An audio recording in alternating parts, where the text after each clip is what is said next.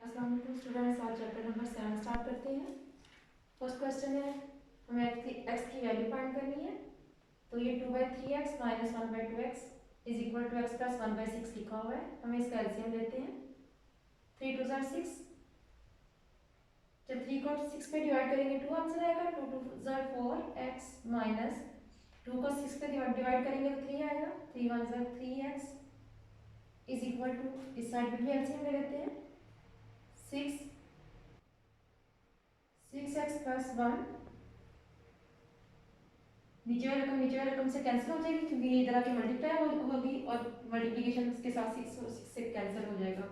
4x plus 3x minus किया, x आ गया is equal to 6x plus 1। x इस साइड लेके जाते हैं तो 6x माइनस एक्स हो जाएगा और ये 1 इस साइड ले आते हैं -1। 6x में से x माइनस किया, 5x इज इक्वल टू -1। 5 इस साइड पे आके डिवाइड हो जाएगा तो x की वैल्यू आएगी -1/5। तो यही आंसर है।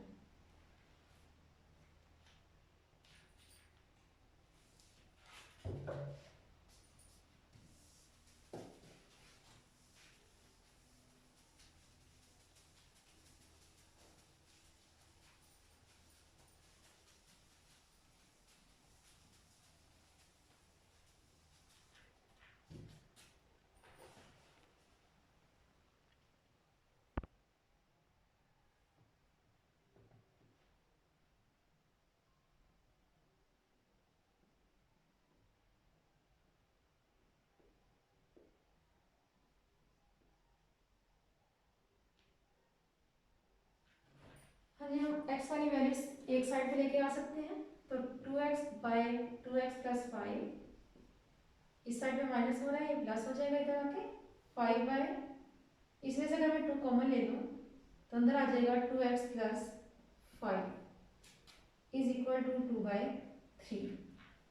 हाँ जी, अब यहाँ हमें नजर आ रहा है कि ये दोनों चीज़ें सेम है। 2x प्लस 5 इधर भी है इधर भी है, तो एलसीएम में आ जाएगा 2x प्लस 5। इसको इस पे डिवाइड करेंगे तो ये रकम कैंसिल हो जाएगी, सिर्फ 2 बचेगा। 2 2 ज़ार 4x आ जाएगा प्लस 5, क्योंकि ये नीचे वाली पूरी रकम इससे कैंसिल हो जाएगी इज इक्वल टू 2/3। ये वैल्यू से जब मल्टीप्लाई हो जाएगी, क्रॉस मल्टीप्लाई कर देते हैं इस तरह। 3 into 4x plus 5 is equal to 2 into 2 और 2x प्लस 5। 4 3 ज़ार 12x plus 15 is equal to 2 2 ज़ार 4, 4 2 ज़ार 8x प्लस 4 5 ज़ार 20। x एक साइड पे ले आते हैं, 12x माइनस 8x आ गया और 15 उस साइड लेके जाते हैं, 20 माइनस 15 आ गया। जो रकम प्लस हो रही होती है दूसरी साइड पे जाके माइनस हो जाती है और जो मल्टीप्लाई हो रही होती है वो डिवाइड हो जाती है। 12 में से 8 माइनस किया, 4x इज इक्वल टू 20 में से 15 माइनस किया 5, तो x की वैल्यू आई 5/4। हाँ जी, अब हमें रूट को खत्म करना है ताकि हम x की वैल्यू फाइंड कर सकें। 3x प्लस 4 का स्क्वायर ले लेते हैं, स्क्वायर से अंडर रूट कैंसिल हो जाता है क्योंकि अंडर रूट की वैल्यू 1/2 है, तो ये चीज़ कैंसिल हो गई। 3x plus 4 is equal to 2 2 ज़ार 4, 4 साइड में जाके माइनस हो गया। 3x is equal to 4 minus 4 और 3x इज इक्वल टू 0 और x की वैल्यू भी 0 आ गई क्योंकि 0/3 0 ही होता है।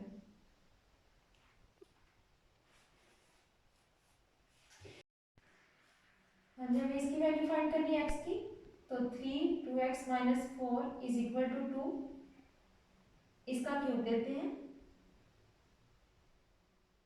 क्योंकि अंडर की वैल्यू यहाँ अगर सिंपल हो तो 1/2 है और अंडर के ऊपर अगर 3 लिखा है तो इसकी वैल्यू 1/3 आ जाती है, तो इसको 1/3 को कैंसिल करने के लिए 3 लिखना पड़ेगा।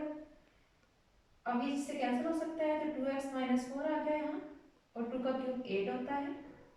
2x is equal to 8 plus 4 और 2x इज इक्वल टू 12 और x का आंसर आ गया 12/2 6। हाँ जी, अब हमें चेक करना है कि आया ये हमारा आंसर ठीक आया या नहीं आया। तो हमें ओरिजिनल वैल्यू में x की जगह पे 6 पुट करना है 3 इंटू 2x की जगह पे 6 आया, -4 -2 इज इक्वल टू 0। 6 2 ज़ा 12, -4 का क्यूब -2 इज इक्वल टू 0।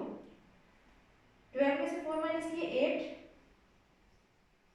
और उसकी पावर 1/3 -2 इज इक्वल टू 0।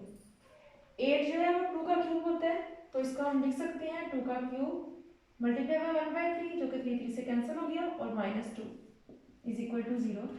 2 में से 2 माइनस करें 0 आ जाता है और 0 is equal to 0, hence prove. तो हमें किसी भी क्वेश्चन को चेक करने के लिए यही काम करना है कि जो x की वैल्यू आएगी उसको x की जगह में पुट करना है, वैल्यूज को आगे पीछे नहीं लेके जाना, इसी साइड को इस लेफ्ट साइड को हमें राइट साइड के इक्वल प्रूव करना है। अगर वो आ जाता है आंसर तो हमारा क्वेश्चन ठीक है। हाँ जी, अब माइनस हो रही है, हम इसको इस साइड लेके चले जाते हैं। 2t + 6 कान root is equal to 2t - 5। तो इसका स्क्वायर रूट ले लिया, कैंसिल हो गया। 2t + 6 is equal to 2t - 5। तो 2t में से ये 2t इस साइड में आके माइनस हो गया, इज इक्वल टू 6 इस साइड पे आके माइनस हो गया, -6 - 5। तो ये तो दोनों आपस में कैंसिल हो गए, 0 आ गया, हमारे पास वेरिएबल ही नहीं बचा और 0 -11 के इक्वल नहीं है, तो it's mean solution set is not possible.